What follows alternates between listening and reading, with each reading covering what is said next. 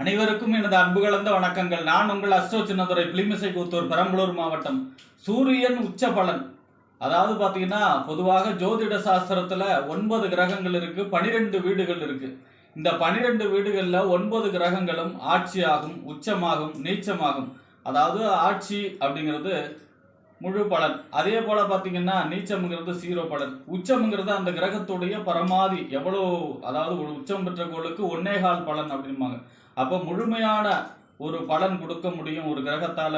முழு பவரோட ஒரு கிரகம் இருக்குன்னா அது உச்சமாகி இருக்கக்கூடிய நிலைமையில தான் அந்த கிரகம் முழுமையான பலனை செய்யும். அந்த கிரகம் சர்வசக்தியோட சர்வ சக்திசாலியா இருக்கக்கூடிய நிலைமை தான் உச்சம். அப்ப பாத்தீங்கன்னா ஒருவருடைய ஜாதகத்துல சூரியன் உச்சமானா அந்த ஜாதகருடைய பண்பு எப்படி இருக்கும், அந்த ஜாதகருக்கு என்னென்ன பலன்கள் ஏற்படும், அந்த ஜாதகத்துடைய நற்பலன்கள் என்ன, தீய பலன்கள் என்ன, பரிகாரங்கள் என்ன என்பதையெல்லாம் பற்றி இந்த காணொலியிலே பார்ப்போம். இது போன்ற தொடர்ந்து ஜோதிட தகவல்களை பெறவும், தமிழ் மாத ராசி பலன்களை தெரிந்து கொள்ளவும் நமது சேனல் அஸ்ட்ரோ சின்னதுரை சப்ஸ்கிரைப் செய்து கொள்ளுங்க, லைக் பண்ணுங்க, நண்பர்களுக்கு ஷேர் பண்ணுங்க. அதாவது பாத்தீங்கன்னா சூரியன் உச்சமாக சஞ்சரிக்கிறார் அப்படின்னா அது சித்திரை மாசம் தான். ஏன்னா சூரியனுடைய சஞ்சாரத்தை அனுசரித்து தான் தமிழ் மாசங்களே இருக்கு. மேஷத்துல சூரியன் சஞ்சரிச்சா சித்திரை மாசம், ரிஷபத்துல சூரியன் சஞ்சரிச்சா வைகாசி மாதம், மிதனத்துல சூரியன் சஞ்சரிச்சா ஆனி மாசம், கடகத்துல சூரியன் சஞ்சரிச்சா ஆடி மாசம். இப்படி சூரியன் சஞ்சாரத்தை வச்சுதான் தமிழ் மாதங்களே இருக்கு. ஏன்னா சூரியன்கிறவர் ஆத்ம காரகன், தந்தை காரகன், உயிர்காரகன், ஒளிக்காரகன் அப்படிங்கிறதுனால. அப்ப பாத்தீங்கன்னா ஒருத்தர் சூரியன் உச்சமாக இருக்கணும், சூரியன் உச்சமாக பிறக்கிறார் அப்படின்னா அவர் கண்டிப்பாக சித்திரையில் பிறந்தவர் தான் இருப்பார். சித்திரையில் பிறந்தால் நித்திரை போய்விடும்னு பங்குனியிலே பரீட்சை எடுப்பாங்க. அதே போல சித்திரை அப்பன் தெருவில் நிற்பான் அப்படின்னு சொல்லுவாங்க. அதே போல இந்த மாதிரி சித்திரை மாசம் குழந்தை சம்பந்தமா விஷயங்களை சொல்லுவாங்க. அப்ப பாத்தீங்கன்னா அது என்ன அப்படின்னா இதுக்காக சொல்லப்பட்டதுன்னா எல்லாருக்கும் அப்பன் சிவபெருமான் சித்திரை மாதத்துல அவர்களுக்கு திருவிழா நடக்கும். சிவபெருமானுக்கு, அதாவது அன்னப்படையல், அமுது படையல், இந்த மாதிரி சிவபெருமானுக்கு வரக்கூடிய முக்கிய திருவிழா எல்லாமே பாத்தீங்கன்னா சித்திரா மாதம் தான் நடக்கும். அதனால பாத்தீங்கன்னா இந்த சித்திரை அப்பன் தெருவில் நிற்பான். சித்திரை மாதம் சிவபெருமான் வீதி உலாக வந்து காட்சி கொடுப்பார், அருள் பாலிப்பார் அப்படிங்கிறத சொல்றதுதான் இந்த இது. சித்திரை பிறந்தால் நித்திரை போய்விடும்லாம் சொல்லுவாங்க. அப்படிலாம் கிடையாது. சித்திரை மாசம் சூரியன் பவரா இருந்தால் மட்டும்தான் ஒருத்தர் அரசியல்ல ஜெயிக்க முடியும், மருத்துவத்துறையில கை சேர்ந்த மருத்துவராக இருக்க முடியும், நிர்வாகத்துல ஒரு நிர்வாகம் பண்ணக்கூடியவராக இருக்க முடியும். இந்த மாதிரி சூரியன் ஒருத்தருக்கு பலமா இருந்தால் மட்டும்தான் அவர் ஆத்ம பலம் மிக்கவராக இருப்பார். எதையும், அதாவது பார்த்தீங்கன்னா ஒரு ராஜா மிகச்சிறந்த ஒரு அரசியல்வாதியாகவும் அரசு அதிகாரியாகவும், அதே போல பார்த்தீங்கன்னா ஒருவருடைய அவர் அரசியல் சம்பந்தமான வெற்றி பெறணும், கண்டினியூவா தொடர்ந்து அரசியலில் ஜெயிக்கணும், ஒரு ராஜாவா இருக்கணும். அந்த காலத்துல ராஜா இருக்காங்களே, அந்த மாதிரி ராஜாவா, சிறந்த ராஜாவா இருக்கணும்னாலும் சூரியனுடைய அருள் வேணும், சூரியன் பலமாக இருக்க வேண்டும். அப்பதான் அவரால் இருக்க முடியும். அதனாலதான் சூரியன்கிறது ஒருவருடைய ஜாதகத்துல ரொம்பவும் முக்கியமான கிரகம். அப்ப பாத்தீங்கன்னா ஒருத்தர் வந்து சூரியன் பலமா இருக்கார் அப்படின்னா அவர் மனோதிடம் மிக்கவா இருப்பார். அவருக்கு வந்து லேண்ட்மார்க்கே தேவை கிடையாது. ஒருத்தர் சூரியன் உச்சமா இருக்கிறார் அப்படின்னா அவர் இருக்கிற இடம் தான் லேண்ட்மார்க். அவரை சொன்னாலே அந்த ஏரியாவுக்கே தெரியும். அதாவது பெயர், புகழ், அந்தஸ்து, கௌரவத்துக்கெல்லாம் அவர் தான் அதிபதி. அதனால பார்த்தீங்கன்னா ரோடு நம்பர்லாம் அவருக்கு தேவை கிடையாது. சூரியன் பலமா இருக்காருன்னா அவர் புகழ் பெற்றவர். அப்போ அவர் பேரை சொன்னாலும் அவர் பேரை வச்சு தான் அந்த இடமே விளங்கும். அவர் பேரை சொன்னாதான் அந்த இடம், அந்த அட்ரஸே தெரியும். அந்த மாதிரியான புகழ கொடுக்கக்கூடிய கிரகம் எது அப்படின்னா சூரியன் தான். ஆக சிறப்பு வாய்ந்த கிரகம். நவ கிரகத்துக்கு இவர் தான் தலைவர். சிம்ம ராசிக்கு அதிபதி. ஆனா மேஷ ராசியில வந்து உச்சம் அடைகிறார். அப்போ அதாவது காலச்சக்கரத்துக்கு அஞ்சாவது ராசிக்கு அதிபதி காலச்சக்கருக்கு முதல் ராசியில உச்சமாகிறார். தலைமை பண்பு, அதாவது ஒருத்தருக்கு வந்து லக்னம், அதாவது பார்த்தீங்கன்னா மேஷ லக்னமா இருக்கட்டும், மேஷ லக்னத்திலே சூரியன் உச்சமாகி அவர் சித்திரை மாசத்துல பிறந்திருக்காருன்னா தலைமை பண்பு மிக்கவர், அரசியல்ல பெரிய வெற்றி பெறக்கூடியவர். அதே விட உஷ்ண சம்பந்தமான உடல்நிலையை, அது சம்பந்தமான பிரச்சனைகளையும் கொண்டவராக இருப்பார். மெயினா என்ன அப்படின்னா தந்தைக்கு ஆகாது. என் தந்தை கிரகம் வந்து சூரியன் இல்லையா? ஏன் அப்படி சொல்றாங்க அப்படின்னா ஒரு உரையில 2 கத்தி இருக்கக்கூடாது அப்படிங்கிற மாதிரி இவர் வந்து சுயமா இருக்க, சூரியன் வலுவடைந்தவர்கள் எப்பவுமே சுதந்திரமா இருக்க விரும்புவார், சுயமாக இருக்கணும் விரும்புவார். யாருக்கும் வந்து அடிபடிஞ்சு இருக்கணும் அப்படின்னு அவர் நினைக்க மாட்டார். அதாவது பாத்தீங்கன்னா கோடி ரூபா கொடுத்தாலும் இந்த சின்ன வேலையை செய்யணும் செய்ய மாட்டார். ஒரு ராஜா எப்படி இருப்பார் அப்படின்னா மற்றவங்கள வேலை வாங்குவார். அவர் ஒரு நாளும் வேலை செய்ய மாட்டார். வேலை சொல்றதுதான் ஒரு வேலை. அதுதான் சூரியன் வந்து வேலை சொல்றவர் தான், வேலை செய்யறவர் கிடையாது. அதான் அந்த சூரியனுடைய சிறப்பு. இருந்தா பாத்தீங்கன்னா சமூகத்துல ஹை லெவல்ல இருப்பாருங்க. பெரிய அரசு அதிகாரி, அரசியல்வாதி, பெரிய பணக்காரங்களோ அப்படி மாதிரி இருப்பாங்க. இல்லைன்னா ரொம்பவும் அடித்தட்டு மக்களாக இருப்பாங்க. அடித்தட்டு மக்களாக இருந்தால் கூட ஒரு அந்த கம்பீரத்தோட பெயர் புகழோட வாழக்கூடியவராக இருப்பாங்க. இடைநிலையாக இருக்க மாட்டாங்க. மேக்சிமம் சூரியன் உச்சமானவங்க அந்த நடுத்தரம் இருக்காது. ஒன்று கீழே இருப்பாங்க, இல்லைன்னா ஹை லெவல் மேலே தான் இருப்பாங்க. அப்படிங்கிறதான் இந்த சூரியன் உச்சமானவருடைய பலன். எதுக்காகவும் அதாவது சுயகௌரவத்தை அதிகம் பார்ப்பார். சுயகௌரவத்துக்கு மேலே கை வைக்க இவங்க எப்பவுமே அனுமதிக்க மாட்டாங்க. சுயகௌரவம் தான் முக்கியம் அப்படிங்கிறத ரொம்ப காசு பணத்தை விட சுயகௌரவம் அப்படிங்கிறதுக்கு முக்கியத்துவத்தை கொடுக்கக்கூடியவங்களா இருப்பாங்க. இப்போ ஒருத்தர் மேஷ லக்கணமா லக்கணத்திலேயே சூரியன் இருக்கார், உச்சமா இருக்கார் அப்படின்னா சித்திரை மாசம் பிறந்தவராக தான் இருப்பார். அப்போ பார்த்தீங்கன்னா உச்சமா இருக்கிறார் லக்கணத்தில் அப்படின்னா தலைமை பண்பு மிக்கவர். அதே மாதிரி பார்த்தீங்கன்னா தந்தைக்கு சம்பந்தமான தோஷம், குடும்பத்தில் புத்திர தோஷம் கொண்டவங்க இருப்பாங்க. அதே மாதிரி சூரியன் தலைமை பண்போடு இருக்கிறான்னா மருத்துவ குணம் சம்பந்தமான மருத்துவம், அதாவது மெடிக்கல் படிக்கக்கூடிய அமைப்பு. அதே போல் பார்த்தீங்கன்னா ஒரு நல்ல பாரம்பரியமான குடும்பத்தில் பிறந்தவங்களாக இருப்பாங்க. சூரியன் லக்னத்தில் உச்சமாக இருக்காருன்னா நல்ல பாரம்பரியமான குடும்பத்தில் பிறந்தவர்களாக இருப்பாங்க. முன்கோபம் இருக்கும், முன்கோபம், பிடிவாத குணம் இதெல்லாம் இருக்கும். ஏன்னா செவ்வாயோட அங்கே கலந்துருக்காரு, ஏன்னா அது செவ்வாயோட வீடு இல்லையா. அப்போ முன்கோபமும் பிடிவாத குணமும் செயல்களில் பயங்கர ஸ்பீடாக எந்த ஒரு செயலையும் வேகமாக செய்யக்கூடிய அமைப்பு, மற்றவங்களை கட்டுப்படுத்தக்கூடிய அமைப்பு, மற்றவங்களை கட்டுப்படுத்தி எப்போவுமே அதை நிர்வாகம் பண்ணக்கூடிய சிறப்பு உடையவராக இருப்பாங்க. இப்போ ரிஷப லக்கணமாக இருந்தால் 12ல் சூரியன் வந்துடுவார். சூரியன் உச்சமாக இருக்கார் அப்படின்னா அவர் 12ஆம் இடத்துல இருப்பார். 12ஆம் இடங்கிறது என்ன, விரயஸ்தானம், அயன போகஸ்தானம். அப்போ நிறைய விரயங்களை செய்யக்கூடியவர், நிறைய அலைச்சல், ஒரு இடத்துல இருக்க மாட்டார். சும்மாவும் எப்பவும் ரவுண்ட்ஸில் இருக்காருன்னு சொல்லுவாங்க இல்லையா, அது மாதிரி ரவுண்ட்ஸில் இருக்கக்கூடியவங்களாக இருப்பாங்க. அலைச்சல் கொடுக்கக்கூடியவங்களாக, நிறைய செலவு செய்யக்கூடியவராக இருப்பார். அதே நேரத்தில் ஒரு ஜாதகத்தில் 12ஆம் இடங்கிறது இடதுகண், 2ஆம் இடங்கிறது வலதுகண், 12ஆம் இடங்கிறது இடதுகண். அப்போ இடதுகண் சம்பந்தமாக சூரியனே கண் சம்பந்தமான கண் தான் கண்ணு. அப்போ பார்த்தீங்கன்னா சூரியனோட 12ஆம் இடத்துல இருக்காருன்னா இடதுகண் சம்பந்தமான பிரச்சனைகள் வரும், கவனமாக இருக்கும். கண்ணு விஷயத்தில் கவனமாக இருக்க வேண்டும் 12ஆம் இடத்துல சூரியன் மறையும் பொழுது. அதே நேரத்தில் பார்த்தீங்கன்னா பூர்வீக சொத்து சம்பந்தமான பிரச்சனைகளையும் கொடுக்கக்கூடிய அமைப்பாக இருக்கும். அதே அடுத்ததாக பார்த்தீங்கன்னா மிதுன லக்கணக்காரருக்கு சூரியன் 11ஆம் இடத்துல இருக்கார். பொதுவாக ஒருவருடைய ஜாதகத்தில் இப்போ குழந்தை பிறக்க போகுது அப்படின்னா இந்த லக்னம் அமைக்கிறாங்க இல்லையா, அதெல்லாம் பார்த்தீங்கன்னா லக்னத்துக்கு 11ஆம் இடத்துல சூரியன் இருக்கிறத பார்ப்பாங்க.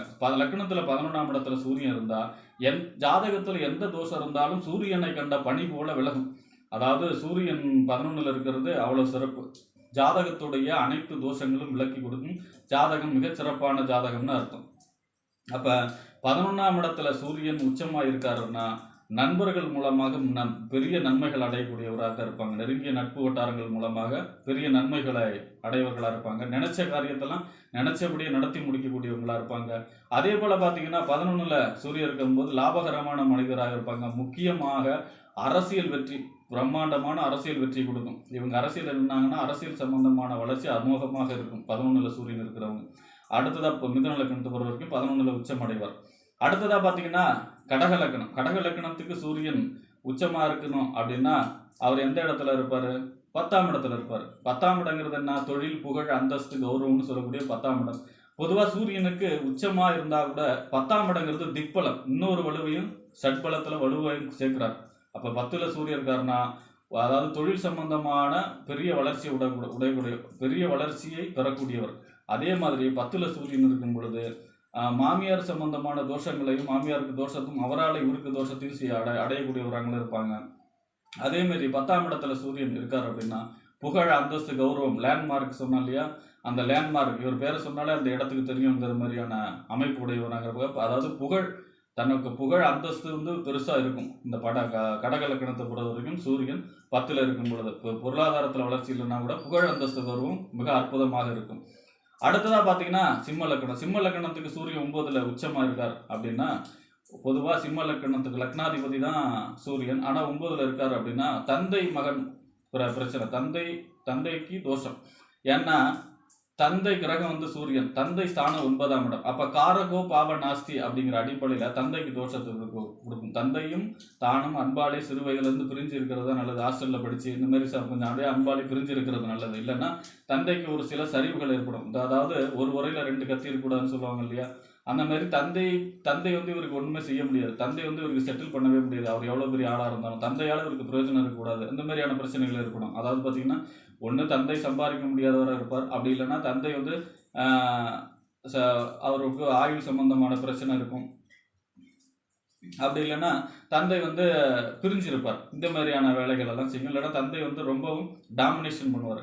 அது குடும்பத்தையே அவர் சொல்றதா நடக்கணும் அப்படிங்கிற மாதிரியான வேலைகள்லாம் செய்வார்.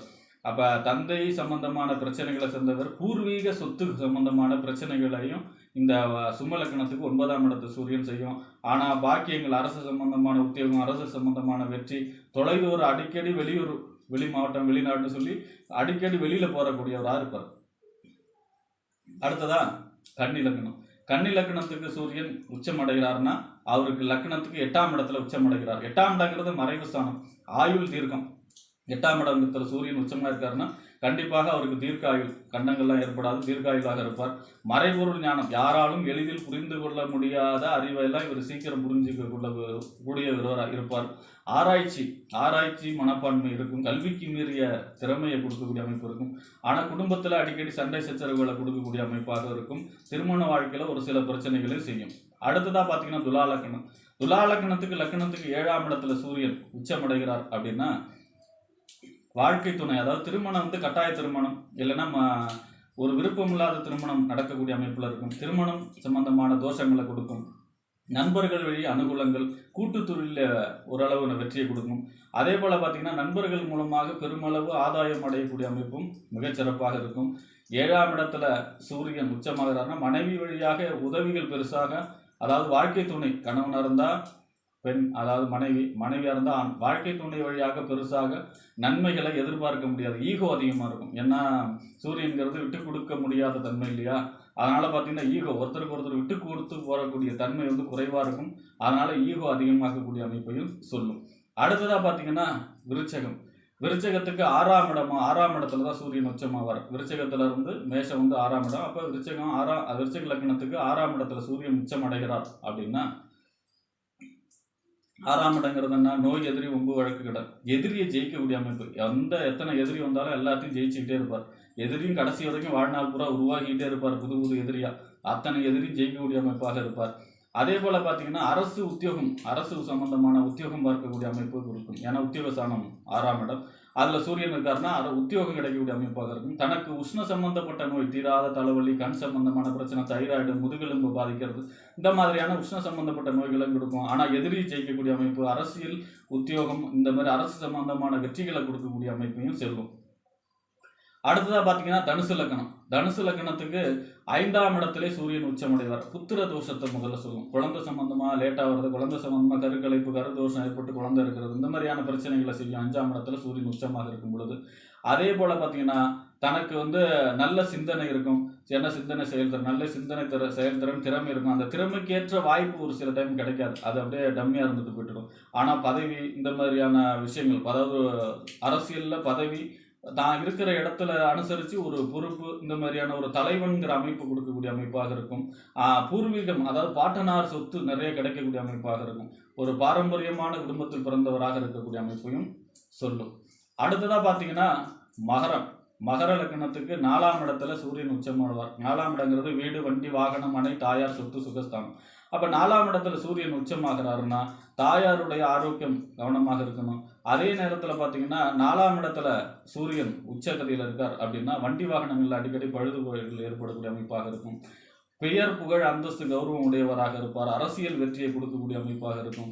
அதே போல் பார்த்தீங்கன்னா 4ஆம் இடத்துல சூரியன் இருக்கும் பொழுது தாய் வழி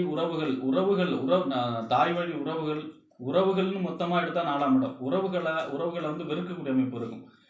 உறவுகளை வந்து ஒதுக்கி வைப்பார். அந்த மாதிரியான வேலைகளையும் செய்யும். அடுத்ததாக பார்த்தீங்கன்னா கும்ப லக்னத்துக்கு 3ஆம் இடத்துல சூரியன் உச்சமடைவார். 3ஆம் இடங்கிறது வெற்றி ஸ்தானம். அப்போ எந்த செயலை தொட்டாலும் வெற்றி அடையக்கூடியவராக இருப்பார். தனக்கு கீர்த்தி ஸ்தானம், புகழ், அந்தஸ்து, கௌரவம் உடையவராக இருப்பார். அதே போல் பார்த்தீங்கன்னா இளைய சகோதரர்களுடன் கொஞ்சம் முரண்பாடு இருக்கும். அவர்களுக்கு தோஷத்தை செய்யக்கூடிய அமைப்புல இருக்கும். ஆனால் தைரியம் மிக்கவர். அதே மாதிரி தைரியமாக எந்த ஒரு செயலையும் தைரியமாக செஞ்சு அதில் வெற்றி பெறக்கூடிய அமைப்பை கொடுக்கும். யாரும் செய்ய முடியாத சாகசம் இருக்கு இல்லையா, அந்த சாகசத்தெல்லாம் செய்யக்கூடிய அமைப்பாக இருப்பார். சாகசம் செய்யக்கூடியவர். எப்போ இவரால் மட்டும்தான் அந்த வேலை செய்ய முடியும் அப்படின்னு சொல்லக்கூடிய அமைப்பை கொடுக்கக்கூடிய அமைப்பாக இருக்கும் 3ஆம் இடத்துல சூரியன் உச்சமடையும் போது. அடுத்ததான் 2ஆம் இடத்துல, அதாவது பார்த்தீங்கன்னா மீன லக்னத்துக்கு 2ஆம் இடத்துல உச்சமடைவார். 2ஆம் இடங்கிறது என்ன? வாக்கு, தனம், குடும்ப ஸ்தானத்தில் உச்சமடைகிறார் அப்படின்னு அர்த்தம் மீன லக்னத்துக்கு. அப்போ 2ஆம் இடத்துல உச்சமடைகிறதுனால தாராளமான பண வசதி இருக்கும். பொருளாதார சம்பந்தமான வசதி பிரமாதமாக இருக்கும். அசையா சொத்துக்கள் இருக்கக்கூடிய அமைப்பாக இருக்கும். ஆனால் குடும்பத்தில் அடிக்கடி சண்டை சச்சரவு, சுடுசுல், வேகமாக பேசுறது, பேச்சில் கடுமை இருக்கும், சுடுசுல் இருக்கும். பேச்சில் கொஞ்சம் ஹார்டாக பேசக்கூடிய அமைப்பையும் சொல்லும். 2ஆம் இடத்துல சூரியன் இருக்கும்போது 2ஆம் இடம் வலதுகள். அப்போ கண் சம்பந்தமான விஷயங்களில் கவனமாக இருக்கணும். கண் சம்பந்தமான பிரச்சனைகளையும் ஏற்படுத்தக்கூடிய அமைப்பாக இருக்கும் மீன லக்னத்தை பொறுத்த வரைக்கும். அப்போ பார்த்தீங்கன்னா ஒருத்தருக்கு சூரியன் உச்சமடைவது நன்மையான பலன் தான். அப்போ நெகட்டிவாக பலன் ஏற்படுது அப்படின்னா சூரியனுக்கு செய்யக்கூடிய பரிகாரங்கள், சூரியன் நெகட்டிவாக செயல்படுதுன்னா ஆடுதுறை சூரியனார் கோயில் சென்று ஞாயிற்றுக்கிழமையிலே சிவப்பு பட்டும் அரளிப்பூ போட்டும் உங்கள் பெயர் நட்சத்திரம் சொல்லி அர்ச்சனை செய்தும் அங்கே கோதுமை பரப்பி ஒரு 9 விளக்கேற்றியும் வழிபாடு செய்யும் பொழுது சூரியன் பாசிட்டிவான பலனை கொடுக்கும். அல்லனா பக்கத்தில் இருக்கிற சிவன் கோயிலில் நவகிரகத்தில் சூரியனை விளக்கு போடலாம், விநாயகருக்கு விளக்கு போடலாம், சிவபெருமானுக்கு விளக்கு போட்டாலும் சூரியன் உங்களுக்கு நேர்மறையான யோகமான பலன்களை தான் செய்யும் என்று கூறி விடைபெறுகிறேன். நன்றி, வணக்கம்.